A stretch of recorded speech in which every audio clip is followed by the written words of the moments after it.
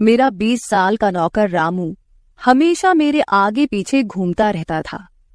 मैंने उसे छोटा समझा था, लेकिन एक दिन उसने मुझसे कहा, मालकिन, मुझे छोटा समझने की गलती मत कीजिए।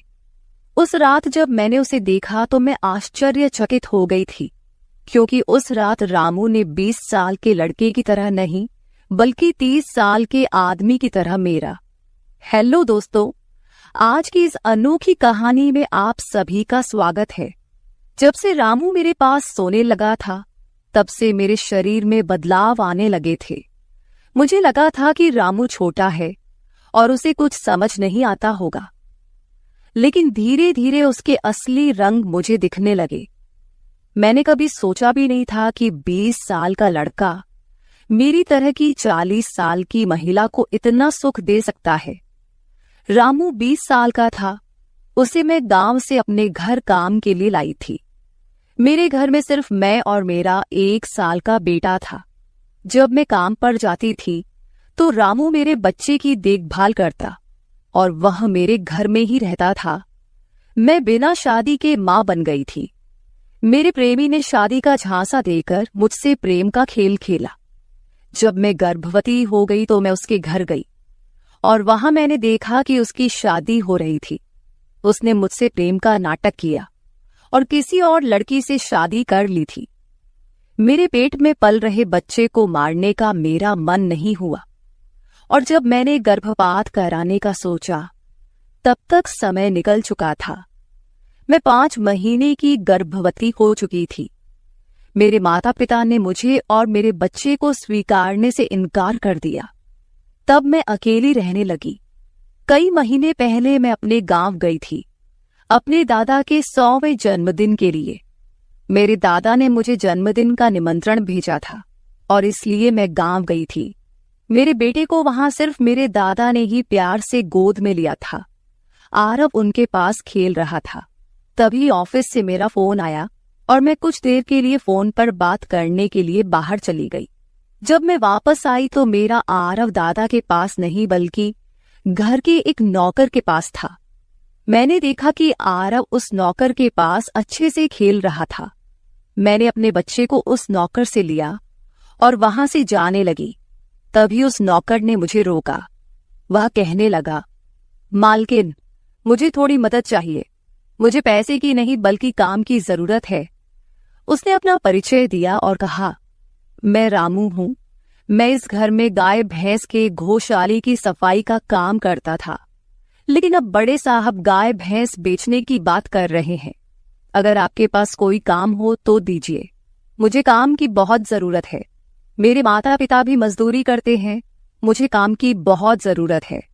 तब मैंने कहा, मेरे बच्चे की देखभाल का काम है, लेकिन इसके लिए तुम्हें शहर चलना होगा। इस काम के लिए मैं तुम्हें 5,000 रुपये महीना दूंगी। रामू मेरे साथ शहर आने के लिए तैयार हो गया। आरव उसके साथ अच्छे से रहता था और यह देखकर मैंने रामू को अपने घर लाने का फैसला किया। रामू तब से मेरे घर में ही रहने लगा।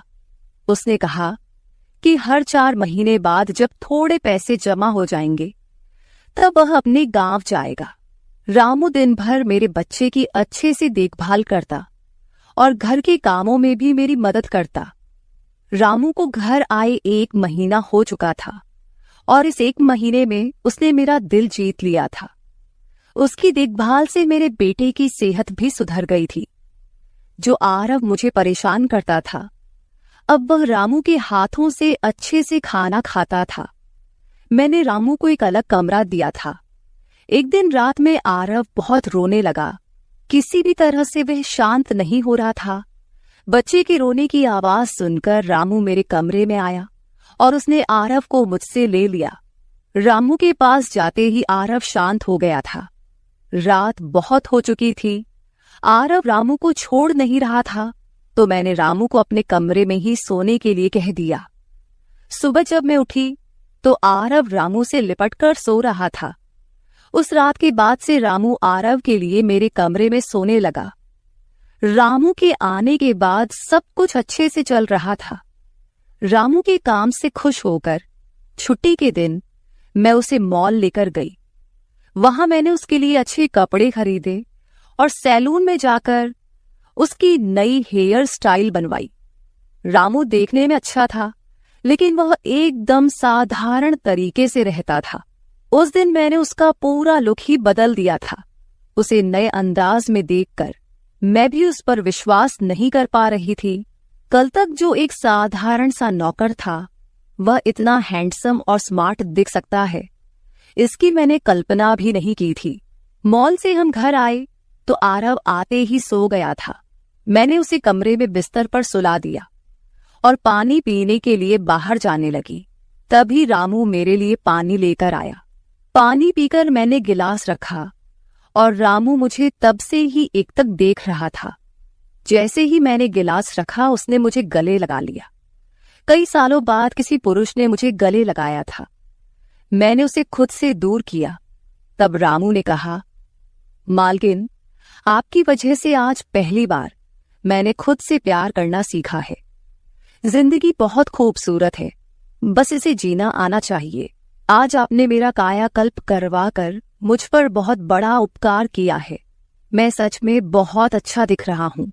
रामू के चेहरे पर खुशी देखकर मैं भी खुश थी। अगले दिन से वह बहुत स्वच्छ और सलीके से रहने लगा था।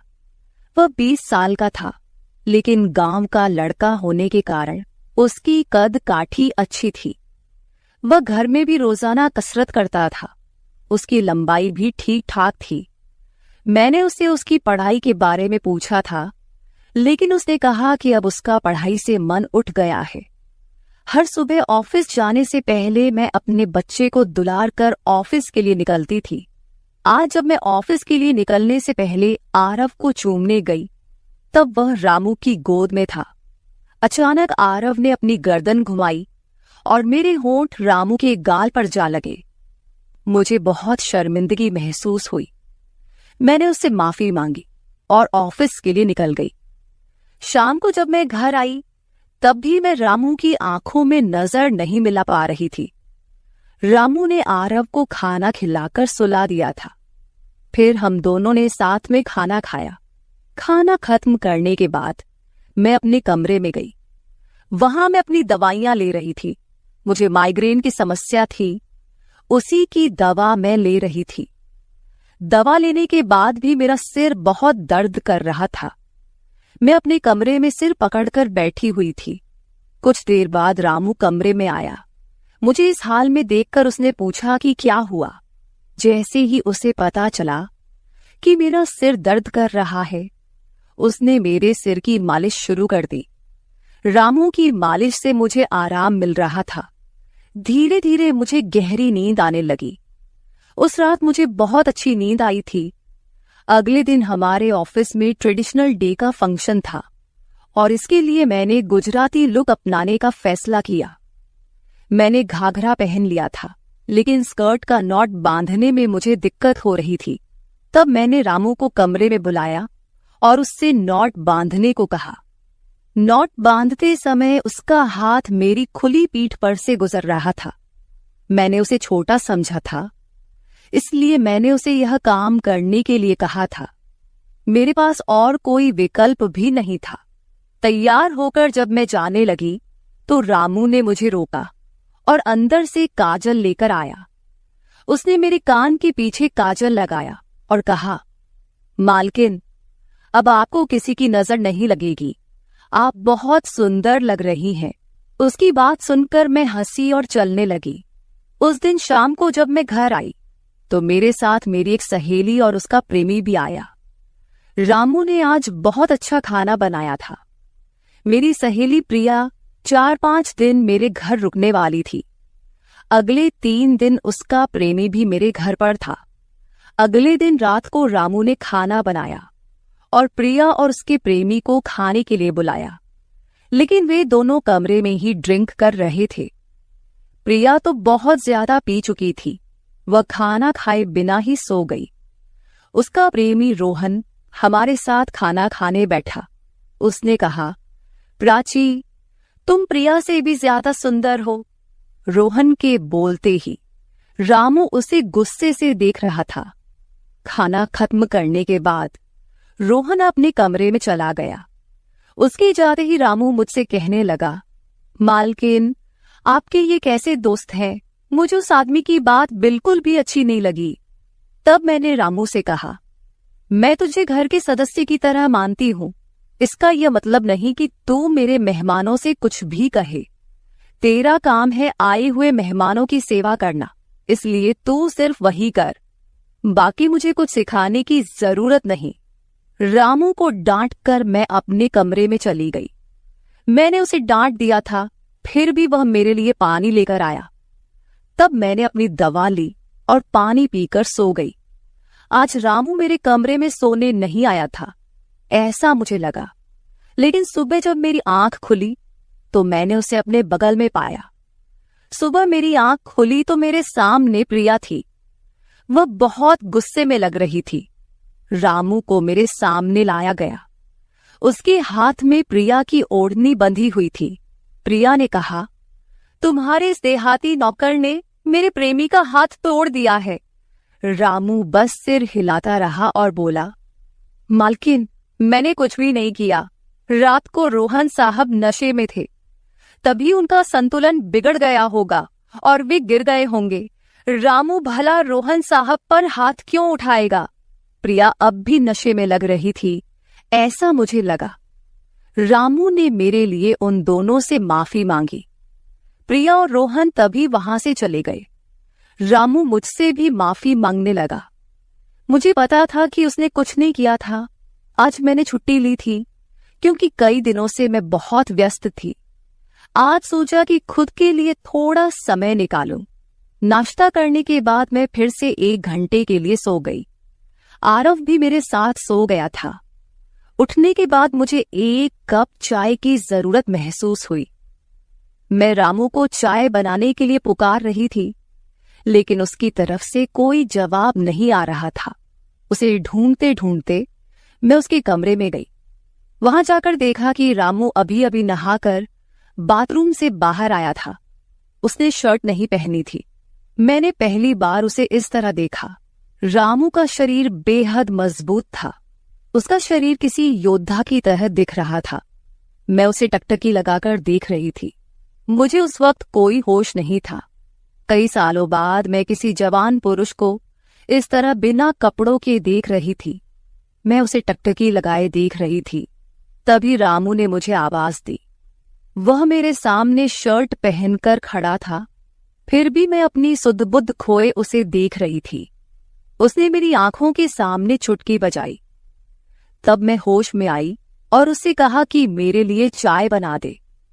आज घर में ही थोड़ा खुद का स्किन केयर करने का सोचा, इसलिए दोपहर के समय मैं अपने कमरे में अपना पार्लर चलाने लगी। उस समय मैंने शॉर्ट्स और गाउन पहन रखा था और मैं अपने पैरों का वैक्सिंग कर रही थी।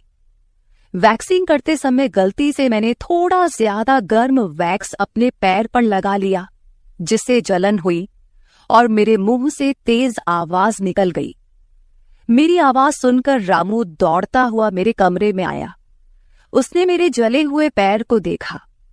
उसने मेरे पैर से गर्म वैक्स हटाया और वहां क्रीम लगा दी।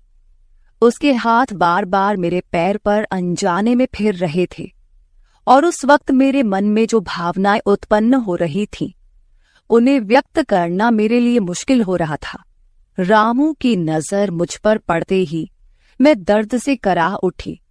मुझे इस हालत में देखकर उसने कहा, बाई साहब, अब आप बस आराम से लेट जाइए। आपको जो भी करना है मुझे बताइए, मैं आपकी मदद कर दूंगा। मैंने उसे मेरे दूसरे पैर का वैक्सिंग करने को कहा। रामू ने जैसा मैंने बताया वैसा ही किया। उसने मेरे चेहरे की मसाज भी कर दी। उसके स्पर्श से मुझे बहुत आराम मिला। आज का छुट्टी का दिन मेरे लिए आरामदायक बीता। रामू में हर गुण भरा हुआ था। वह किसी भी काम में पीछे नहीं था। आज रात मैंने उसे मेरे कमरे में सोने के लिए मना कर दिया। दिन भर मैं घर में नहीं होती, कम से कम रात को तो मुझे मेरे बच्चे के साथ अकेले समय बिताना चाहिए। हर बार रामू का आना मुझे पसंद नहीं था, इसलिए मैंने उसे कमरे में सोने के लिए मना कर दिया। इस तरह दिन बीतने लगे। कुछ दिनों तक रामू के बिना आरव रात को सो नहीं पाता था, लेकिन धीरे धीरे उसने रोना बंद कर दिया। मुझे अपने अंदर कुछ बदलाव महसूस होने लगे थे। सुबह उठते ही मेरा शरीर बहुत दुखने लगता था। अचानक ये सब क्यों हो रहा है, समझ नहीं आ रहा था। कुछ दिनों में मेरी शारीरिक पीड़ा इतनी बढ़ गई कि मुझे बिस्तर से उठने की भी इच्छा नहीं होती थी। तब मैंने ऑफिस से 1 हफ्ते की छुट्टी ले ली। कुछ दिनों आराम किया, शायद थोड़ा ठीक हो जाऊं। अब पूरा वक्त आरव रामू के साथ रहता था। जब उसे भूख लगती तो वह बीच बीच में मेरे पास आ जाता। आज मैं अपनी कमर पकड़कर बैठी थी। रात को रामू पानी लेकर मेरे कमरे में आया। मेरी कमर पर हाथ देखकर उसने समझ लिया कि मुझे बहुत तकलीफ हो रही है। रामू ने कहा, भाई साहब, अगर आपको कोई आपत्ति ना हो तो मैं आपकी कमर की मालिश कर देता हूं। मेरी कमर इतनी दुख रही थी कि मैंने उसकी मालिश के लिए हाँ कर दी, लेकिन उससे पहले मैंने अपने कमरे की लाइट बंद कर दी। छोटे 0 बल्ब की रोशनी में मेरी कमर उसे नहीं दिखेगी, इसलिए मैंने कमरे की बड़ी लाइट बंद करके 0 बल्ब जला दिया। वह जब मालिश कर रहा था, मुझे बहुत आराम मिल रहा था।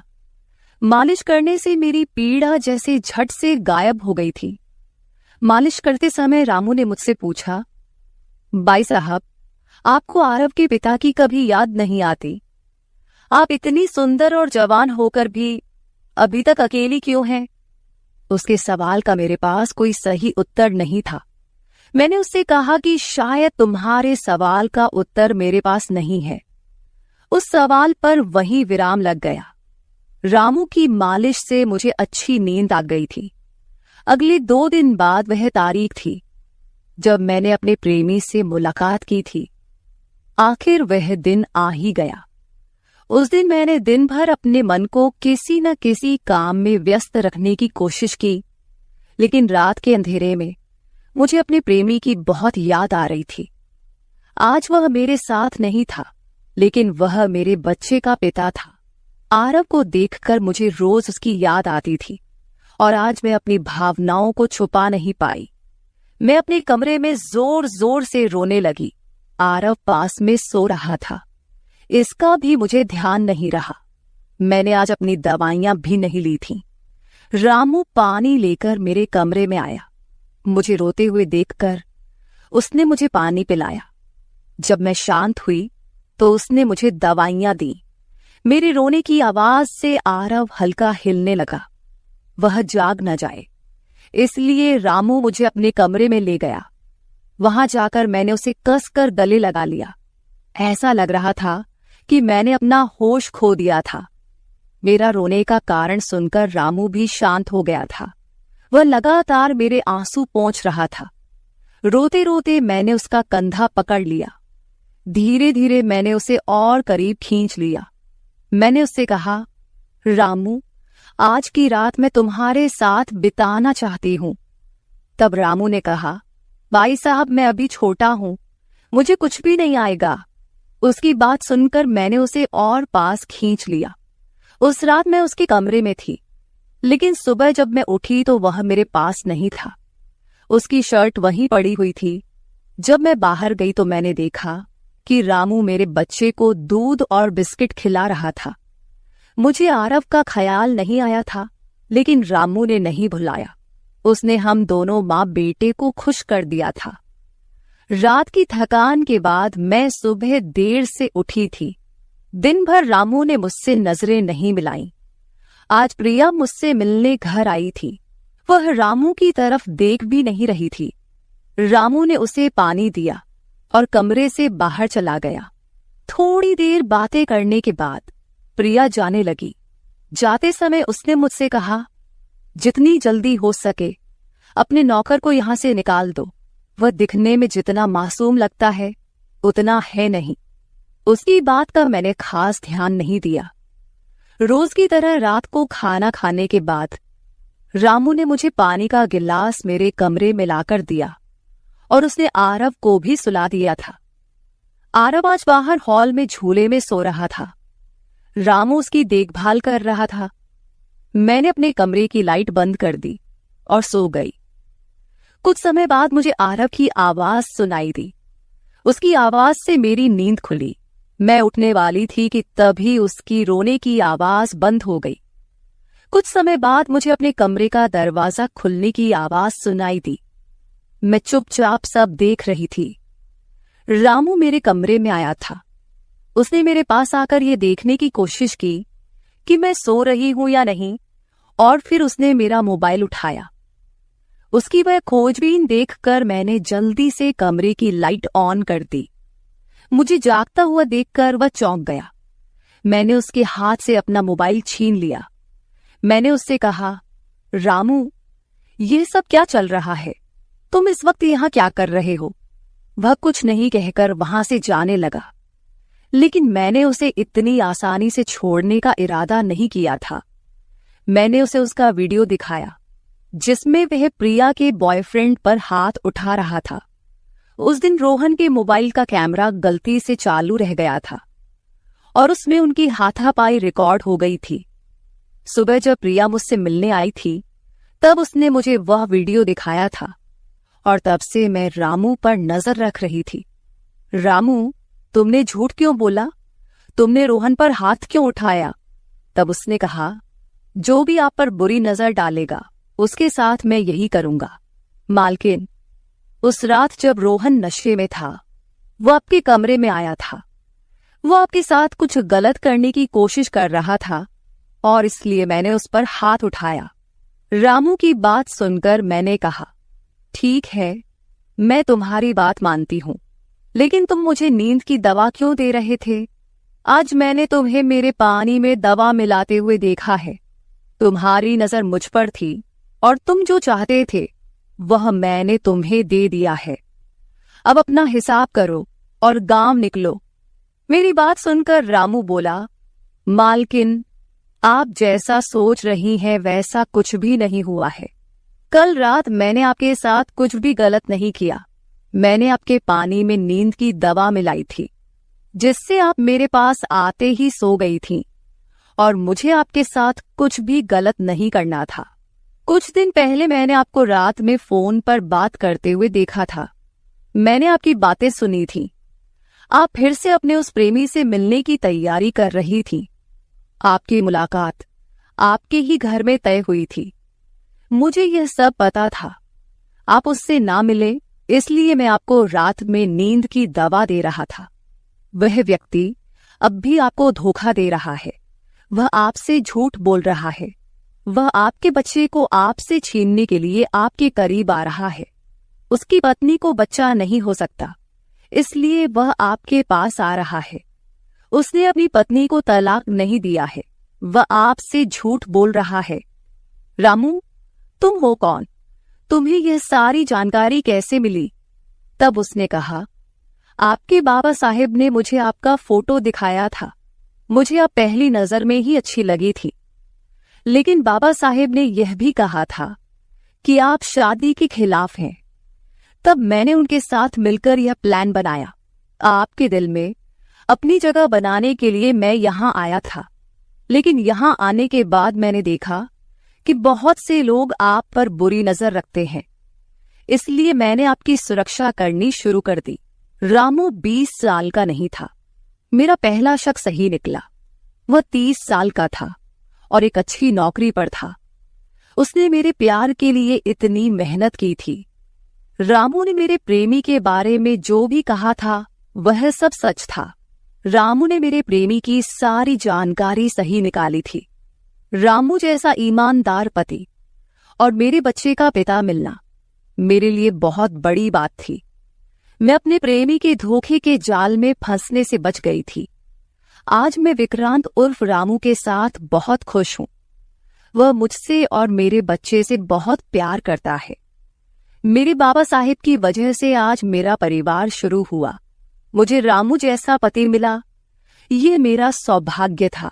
दोस्तों, जो आपसे सच्चा प्यार करता है वह किसी भी कठिनाई में आपका साथ नहीं छोड़ता। रिश्ते निभाने वाले को किसी वजह की जरूरत नहीं होती और रिश्ते तोड़ने वालों के लिए एक बहाना भी काफी होता है। तो दोस्तों, ये थी हमारी आज की छोटी सी कहानी। आपको ये कहानी कैसी लगी कमेंट करके जरूर बताएं। अगर आप ऐसी ही और भी इंटरेस्टिंग कहानियां सुनना चाहते हो तो चैनल को सब्सक्राइब जरूर कर ले और बेल नोटिफिकेशन ऑन कर ले ताकि आपको मेरी आने वाली हर वीडियो समय से मिल सके। कल मिलेंगे एक और वीडियो के साथ। धन्यवाद। नौकर जोर लगा लगाकर मेरा मसाज करता। मैं उसको पैसे पकड़ाती तो कहता, रहने दो मालकिन, वसूली रात को करूंगा। मैं कुछ समझ नहीं पाती। जैसे जैसे वह मसाज करता मुझ पर खुमारी बढ़ती ही जाती और मैं सुकून से गहरी नींद सो जाती। लेकिन एक रात मुझे नींद नहीं आई। मेरे तो होश उड़ गए जब उस रात मसाज करते करते उसने, मेरा नाम दामिनी है, मैं बहुत खूबसूरत थी, इसीलिए शादी से पहले हर दिन मेरे लिए रिश्ता आता था। मैं अपने माँ बाप की इकलौती बेटी थी, इसलिए मेरा बाप चाहता था कि मैं डॉक्टर बनकर उसका नाम रोशन करूं। मगर जब मेरे लिए इतने अच्छे रिश्ते आते थे तो मेरी माँ मुझे कहती कि तुम अपनी पढ़ाई छोड़ दो ताकि मैं तुम्हारी शादी कर दूं। मगर मैं अपनी माँ से कहती थी कि मुझे तो डॉक्टर बनना है। मगर ये सुनकर मेरी माँ को गुस्सा आ जाता था और वह कहती थी कि तुम अभी शादी कर लो, ये डॉक्टर की पढ़ाई बाद में कर लेना। मगर मेरा बाप नहीं मानता था, इसलिए मेरी माँ एक बुजुर्ग बाबा के पास गई और उनसे कहा कि मैं अपनी बेटी की शादी करना चाहती हूँ। मगर उसका बाप नहीं मान रहा। कोई ऐसा ताबीज दो कि उसका बाप शादी के लिए फौरन मान जाए। उस बुजुर्ग ने मेरी माँ से 2000 रुपए लिए और ऐसा ताबीज दिया कि मेरा बाप मेरी शादी के लिए फौरन मान गया। ये रिश्ता दरअसल मेरे बाप के दोस्त ने अपने बेटे के लिए मांगा था और कहा कि आपकी बेटी शादी के बाद भी डॉक्टर बन सकती है। ये सुनकर मेरे बाप ने उससे शादी के लिए फौरन हाँ कह दिया और मैं विदा होकर अपने ससुराल आ गई। मेरे ससुराल वाले बहुत अमीर थे, इसलिए मैं और मेरे पति अलग घर में रहते थे। मेरा पति अपने बाप का बिजनेस संभालता था, इसलिए वह सुबह से शाम तक बिजी रहता था। मैं उसके घर गई तो वहां का ऐशो आराम देखकर मैं चौंक गई। मेरे पति ने मेरी सेवा के लिए कई नौकरानियां रखी हुई थी, मगर उसका एक नौकर धीरे धीरे मेरे करीब आने लगा। उस नौकर ने मुझसे कहा कि मैं यहाँ काफी सालों से काम कर रहा हूँ और आपके ससुराल वाले मुझे बिल्कुल घर के मेंबर की तरह ही समझते हैं। ये सुनकर मैंने भी उसे खास अहमियत देना शुरू कर दी। वह एक दिन मेरे कमरे में आ गया।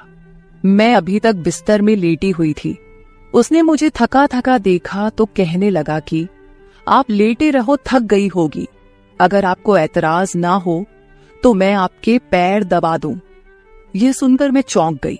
मैं खूबसूरत थी, जवान थी, लेकिन मुझे मेरे पति के अलावा किसी मर्द ने नहीं छुआ था और ना ही मैंने किसी नौकर से कभी अपने पैर दबवाए थे। इसलिए मैंने फौरन मना कर दिया, क्योंकि मुझे अच्छा नहीं लगता कि कोई पराया मुझे छुए। यह सुनकर वह चुप हो गया और मेरे कमरे से चला गया।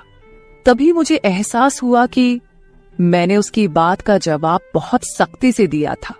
शायद वह पहले भी मेरे ससुराल में ऐसे काम करता होगा, मगर मैंने साफ इनकार करके उसका दिल तोड़ दिया था।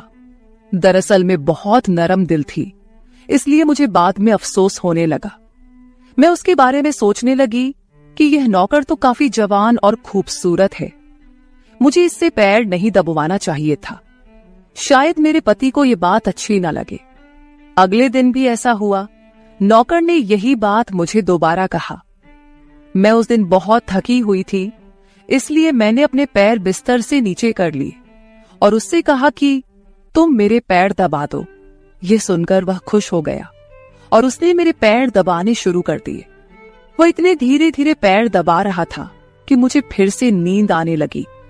ये देखकर वह नौकर कहने लगा, मालकिन, आपको नींद आ रही है, आप बिस्तर पर लेट जाओ, मैं आपके पैर दबाता रहूंगा। मैं जैसे मदहोशी में थी, इसलिए फौरन बिस्तर पर लेट गई। वह नौकर बिस्तर पर आ गया और मेरे पैर दबाने लगा। उसके बाद मुझे होश नहीं रहा और मैं सो गई। मुझे नहीं पता था कि मैं कितने घंटे सोती रही। मेरी आंख खुली तो मैंने देखा कि वह नौकर अभी तक मेरे पैर दबा रहा था। ये देखकर मुझे उस पर तरस आ गया और मैंने हाथ बढ़ाकर अपना पर्स खोली और कुछ नोट निकाले और उस नौकर के हाथ में रख दिए। ये देखकर वह शर्माने लगा। मालकिन, आप मुझे पैसे देकर शर्मिंदा कर रही है। मेरी सैलरी अच्छी है, मुझे इन पैसों की जरूरत नहीं है। ये सुनकर मैंने उससे कहा कि यह पैसे तुम्हारी मेहनत के हैं।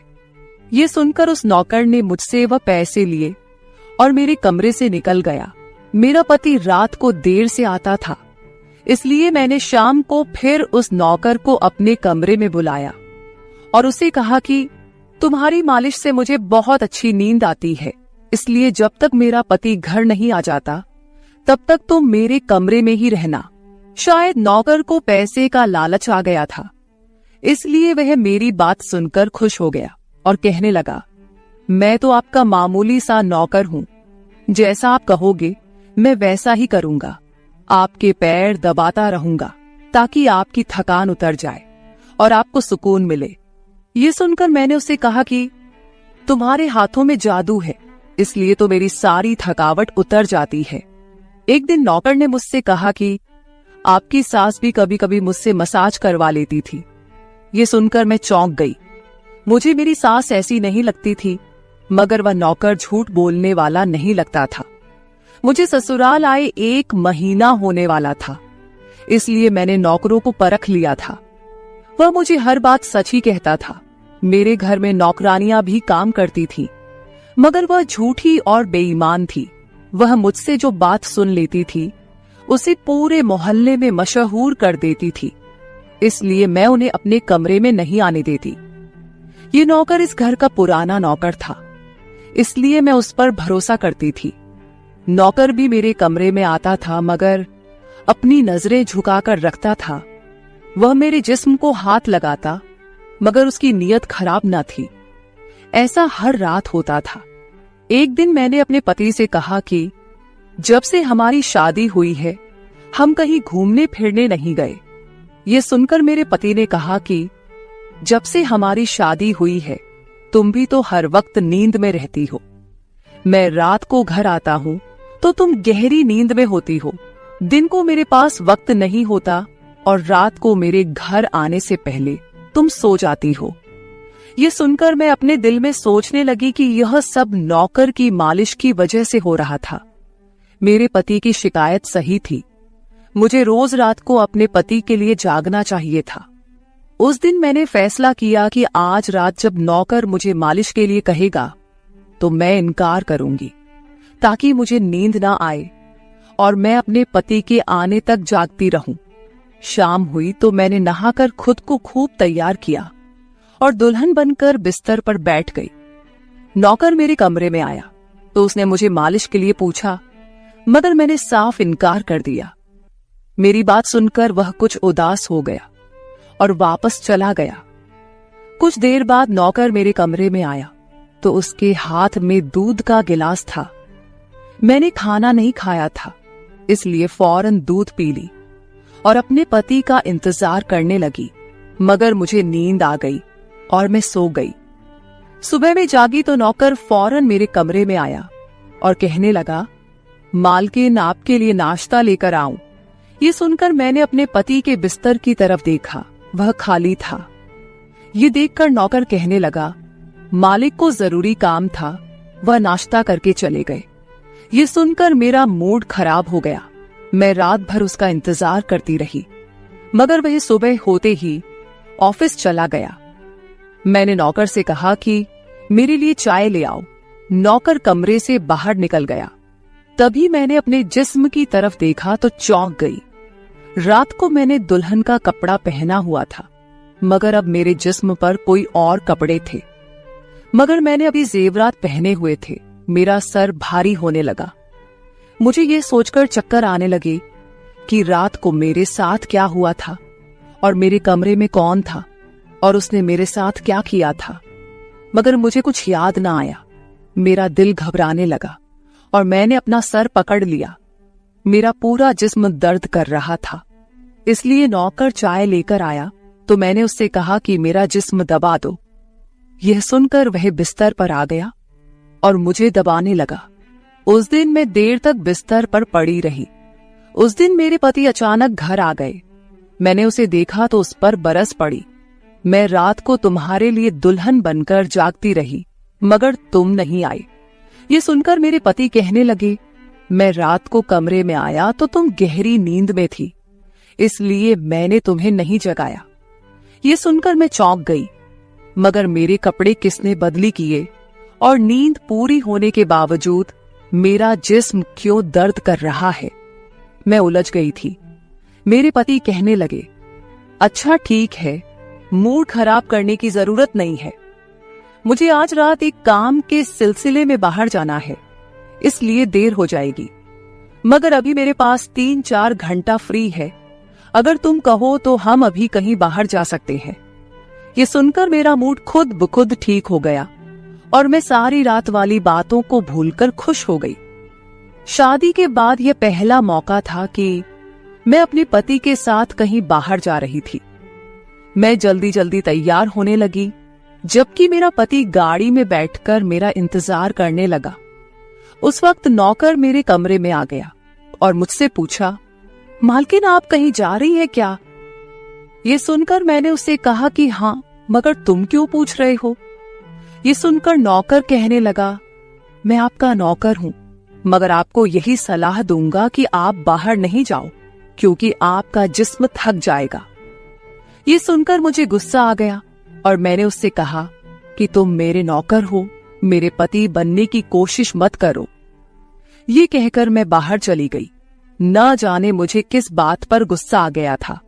मैंने उस नौकर को खूब खरी खरी सुना दी। वह भी अपनी औकात जान गया था। तभी तो मैं जब घर आई तो वह मेरे सामने नहीं आया।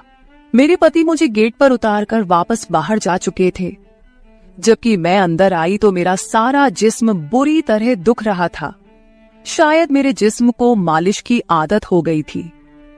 तभी तो रात होते ही वह मालिश के लिए तड़पने लगता था, लेकिन मैंने उस नौकर को नाराज कर दिया था, इसलिए आज वह मेरी मालिश करने नहीं आया। मगर मुझे उसकी जरूरत थी, इसलिए मैंने एक नौकरानी को बुलाया और उस नौकर को बुलाने को कहा। थोड़ी देर गुजरी थी कि वह नौकर मेरे कमरे में आ गया, मेरे बिस्तर पर बैठ गया और चुपचाप मेरे पैरों को दबाने लगा। यह देखकर मुझे शर्मिंदगी हुई। मैंने उसे इतना बुरा भला कहा, मगर उसने मेरी बात को बिल्कुल बुरा नहीं माना। मैंने उसे चुप देखा तो कहने लगी, मुझे उस वक्त पता नहीं क्या हो गया था, इसलिए मैंने तुम्हें खरी खरी सुनाई। मैं इतने दिनों के बाद अपने पति के साथ कहीं बाहर जा रही थी, इसलिए मुझे तुम्हारा टोकना अच्छा नहीं लगा, इसीलिए मुझे माफ कर दो। मैं उसकी मालकिन थी और उसे इस काम के पैसे देती थी, मगर अब भी मुझ में इंसानियत जिंदा थी, इसलिए मैंने मालिक होकर भी नौकर से माफी मांग ली, क्योंकि वह भले ही नौकर था, मगर वह एक इंसान भी तो था। मेरी बात सुनकर वह नौकर कहने लगा, मैं आपका नौकर हूं, इस काम के लिए मैं आपसे सैलरी लेता हूं, इसलिए आपको हक है आप जो चाहे मुझे कह दे। ये सुनकर मैं चुप हो गई, मगर मैंने सोच लिया था कि आइंदा इससे ऐसा कुछ नहीं कहूंगी। वह उस रात देर तक मेरी मालिश करता रहा और फिर मुझे नींद आ गई। मुझे नहीं पता था कि नौकर मेरे कमरे से कब निकला और कब मेरे पति घर पर आए। मैं सुबह उठी तो मेरा पति बाथरूम में था और बाहर जाने के लिए तैयार हो रहा था। मैं उसे हैरानी से देखने लगी। पता नहीं आजकल मुझे क्या हो रहा था। नौकर की मालिश से मुझे इतनी गहरी नींद आती कि मुझे किसी बात का होश ना रहता था। मुझे इस बात का भी पता नहीं चलता था कि मेरा पति कब कमरे में आता था। मैं सोचने लगी कि इस नौकर की मालिश में ऐसा क्या जादू था कि वह मेरे पति के आने से पहले ही मेरी मालिश करता, तो मैं अचानक गहरी नींद में सो जाती थी। सुबह जब मैं उठती तो मेरा सर भारी महसूस होता और मैं चलने फिरने के काबिल नहीं रहती। मगर यह बात मैंने अपने पति को नहीं बताई, क्योंकि मैं नहीं चाहती थी कि ये बात मेरे पति को पता चले कि मैं उस नौकर से मसाज करवाती थी। एक दिन मेरा पति दिन के वक्त घर पर ही रहा। मैंने नौकर से घर के सारे काम करवाए, अपने कमरे में नहीं आने दिया। नौकर भी घर के सारे काम करता रहा और मसाज वाली बात किसी के सामने अपने मुंह से नहीं निकाली। मैं भी चाहती थी कि यह बात किसी को पता ना चले। इस दौरान जब मेरा पति घर से बाहर जाता था, मैं उस नौकर को कमरे में बुला लेती थी। मगर एक दिन मेरा पति अचानक ही घर आ गया और मैं कमरे में थी। यह देखकर मैं बहुत घबरा गई और सोचा कि पति के आने से पहले नौकर को भगा दूं। मगर यह नौकर भी बड़ा समझदार था। मेरे पति के आने से पहले दूसरे काम पर लग गया और मेरे पति को कुछ पता नहीं चला। मैं मसाज घर की नौकरानियों से भी करवा सकती थी, मगर उस नौकर के हाथ में क्या जादू था कि मैं उसे हर रोज अपने कमरे में बुला लेती थी। मुझे पता नहीं क्या हो जा रहा था। जिस रात मैं नौकर से मसाज नहीं करवाती थी, उस रात मेरे पूरे जिस्म में दर्द हो जाता था। सुबह में जागती तो मेरा सर भारी हो जाता था और मुझे थकान भी हो जाती थी। एक रात मैंने नौकर से मालिश करवाई और गहरी नींद सो गई। सुबह मेरी आंख खुली तो फिर से मेरे कपड़े चेंज हो चुके थे। ये क्या माजरा था? ऐसा कौन करता था? क्या मेरा पति मेरे साथ ऐसा कर रहा था? मैं सोच में पड़ गई। मैंने शीशे के सामने जाकर देखा तो चौंक गई। मेरे पूरे जिस्म पर लाल निशान पड़ गए थे। यह कैसे निशान थे? मैं अपने जिस्म पर हाथ फेरने लगी। मैं जैसे उस निशान को मिटाना चाहती थी, मगर ऐसा न हुआ। अगले दिन फिर मैंने अपने जिस्म को देखा कि निशान खत्म होने के बजाय फैलने लगे थे। मैं घबरा गई। तभी मेरे कमरे में नौकर आ गया और उसने मुझे मालिश को कहा। मैं उस निशान को छुपाना चाहती थी, इसलिए उसे कहा कि आज तुम सिर्फ मेरे पैर दबा दो। उसने मुझसे कुछ नहीं पूछा, मगर मैं अंदर ही अंदर डर रही थी। किसी दिन मेरे पति ने यह निशान देख लिए तो मैं उसे क्या जवाब दूंगी। मैं ये सोच सोचकर थक चुकी थी, इसलिए मैंने तकिए पर पैर रख दिए। नौकर मेरा मसाज करने लगा। मेरी आंखें नींद से बंद होने लगी थी। तभी मुझे नौकर ने ऐसी बात कह दी जिसे सुनकर मेरे होश उड़ गए। उसने मुझसे कहा, मालकिन आप मुझे बहुत अच्छी लगती हो। मेरी आंखें बहुत बोझल होने लगी थी। मुझे उसकी बात समझ नहीं आई और फिर मैं गहरी नींद सो गई। सुबह मेरी आंख खुली तो मेरा पति भी बिस्तर में लेटा हुआ था। मेरा सर भारी हो रहा था और जिस्म दर्द से छूट रहा था, मगर उसके बावजूद मैं अपने पति के करीब गई और उसे धीरे से उस निशान के बारे में बता दिया। मैंने सोचा कि यह निशान बढ़ रहे थे, इसलिए मुझे यह बात अपने पति को बता देनी चाहिए। ये सुनकर मेरे पति ने मेरे जिस्म से कपड़ा हटाया तो वह उछल पड़ा। वह मुझसे दूर हो गया और कहने लगा, तुमने मुझे धोखा दिया है, बेवफाई की है और तुम्हें उसी की सजा मिली है।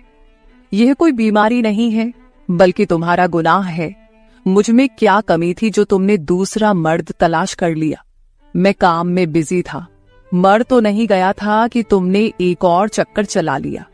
यह सुनकर मैं हक्का बक्का रह गई।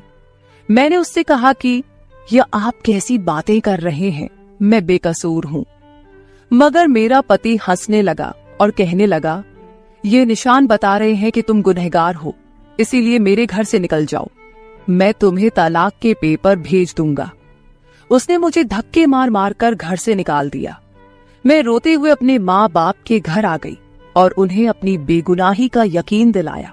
वे मेरे अपने थे, इसलिए उन्होंने यकीन कर लिया। उन्होंने कहा कि वह मेरे पति से बात करने जाएंगे, मगर उनके जाने से पहले ही तलाक के कागज आ गए और मेरी हंसती मुस्कुराती दुनिया उजड़ गई। मैं इसका जिम्मेदार किसको ठहराती? कोई भी तो नहीं था। मैं कई दिनों तक रोती रही। मुझे ऐसा लगने लगा था जैसे मैं मरने वाली थी। एक दिन मेरी माँ मेरे कमरे में आई और कहने लगी कि तुमसे कोई मिलने आया है। मैं भागकर गई कि शायद मेरे पति आए हो, उसे मेरी बेगुनाही का एहसास हो गया हो। मगर वहां मेरा पति नहीं था, बल्कि वही नौकर था जो उसके घर काम करता था। मैंने उसे आने का कारण पूछा तो वह कहने लगा, मैं आपके उन निशानों के बारे में जानता हूं। ये सुनकर मैं चौंक गई। मैंने उसको कसकर पकड़ा और उसकी शर्ट का बटन एक झटके से खोल दिया। मुझे अब समझ आया कि मेरे पति ने मुझ पर इतने गंदे इल्जाम क्यों लगाए थे। ये कहकर मैंने नौकर के सीने पर मुक्के मारने शुरू कर दिए। मैंने कहा, ये निशान मेरे जिस्म पर कैसे आए? तुमने मसाज के बहाने मेरे साथ क्या क्या किया था? मुझे सच सच बताओ। ये सुनकर नौकर ने मेरे दोनों हाथ पकड़ लिए और कहने लगा, मेरा नाम राजेंद्र है और मैं तुम्हारे साथ यूनिवर्सिटी में पढ़ता था, मगर मुझे तुमसे प्यार हो गया। मैं भी डॉक्टर बनना चाहता था और मैंने सोचा था कि जब हम दोनों डॉक्टर बन जाएंगे तो मैं तुम्हारे बाप से तुम्हारा हाथ मांग लूंगा। मगर एक दिन तुम्हारी सहेली की जुबानी मुझे पता चला कि तुम्हारी माँ तुम्हारी शादी जल्द करना चाहती है, इसलिए मैंने डर कर तुम्हारे घर रिश्ता भेजा। मगर तुम्हारे बाप ने इनकार कर दिया और कहा कि मैं अपनी बेटी की शादी तब करूंगा जब वह डॉक्टर बन जाएगी। इसलिए मैं टेंशन फ्री होकर अपनी पढ़ाई करने लगा। मुझे 1 हफ्ते के लिए अपने कजिन की शादी के लिए शहर से बाहर जाना पड़ा, तभी तुम्हारी शादी हो गई। वह यह सब मुझसे कह रहा था और मैं चुपचाप उसे देख रही थी। जब मैं वापस आया तो मेरी मोहब्बत किसी और की दुल्हन बन चुकी थी। मैं तुम्हारे प्यार और दीवानगी में तुम्हारे ही घर का नौकर बन गया ताकि मैं तुम्हारे करीब रह सकूं। मैं तुम्हारे करीब आना चाहता था, इसलिए मसाज के बहाने तुम्हारे कमरे में आ जाता था और रात को तुम्हारे दूध में बेहोशी की दवा मिला देता था ताकि तुम सोती रहो और तुम्हारा पति तुम्हारे करीब ना आ सके, क्योंकि तुम मेरी थी। मैं तुम्हें किसी और के करीब नहीं देख सकता था। ये सुनकर मैं हक्का बक्का रह गई। क्या तुमने मेरे साथ कभी कुछ गलत किया? ये सुनकर उसने मेरा हाथ अपने सर पर रख लिया और कहा, मैं तुमसे प्यार करता था, इसलिए तुम्हारी इजाजत के बगैर मैं तुम्हारे साथ कुछ नहीं करना चाहता था। ये सुनकर मैंने उस निशान की तरफ इशारा किया जो हम दोनों के जिस्म पर थे। ये सुनकर वह हंस दिया और कहा कि मैं डॉक्टर हूं और यह सिर्फ इन्फेक्शन है। ये मैंने इसलिए किया ताकि तुम्हारे पति को हम दोनों के ऊपर शक हो जाए। ये कहकर उसने मुझसे माफी मांग ली और मैंने पूरे 1 साल उसे सजा देने के बाद माफ कर दिया और फिर उसके साथ शादी कर ली। तो मेरे प्यारे दोस्तों, ये थी हमारी आज की छोटी सी कहानी। आपको ये कहानी कैसी लगी कमेंट करके जरूर बताएं। अगर आपको ये कहानी पसंद आई हो तो इसे लाइक करें और अपने दोस्तों के साथ शेयर करें। अगर आप ऐसी ही और भी इंटरेस्टिंग और रोमांटिक कहानियां सुनना चाहते हो तो चैनल को सब्सक्राइब जरूर कर ले और बेल आइकॉन ऑन कर ले ताकि आपको मेरी हर कहानी समय पर मिल सके। कल मिलेंगे एक और नई कहानी के साथ। धन्यवाद।